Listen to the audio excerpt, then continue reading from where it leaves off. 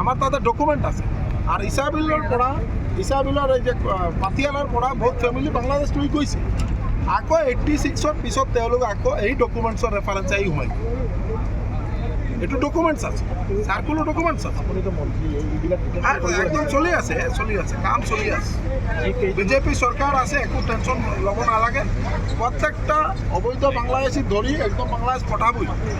মাননীয় মুখ্যমন্ত্রী ডক্টর হিমন্ত বিশ্ব শর্মা মহোদয় মানে একটাই নির্দেশ যে ড্রাগস মুক্ত আসাম সন্ত্রাসবাদ মুক্ত আসাম বাংলাদেশি মুক্ত আসাম 100% ভোটাৰ লিষ্টৰ নাম নাই তাৰপিছত আপুনি আমিতো এই কাৰণেই কৈছোঁ নহয় আপোনালোকে ইনভেষ্টিগেশ্যন পুলিচে ইনভেষ্টিগেশ্যন কৰি আছে এতিয়া অন ইনভেষ্টিগেশ্যন চলি আছে আৰু একজন যদি ব্যক্তি এনেকুৱা ইয়ে কৰিছে তাৰ মানে লাগিছে তেখেতৰো কিবা ওপৰত ইনভেষ্টিগেশ্যন হ'লে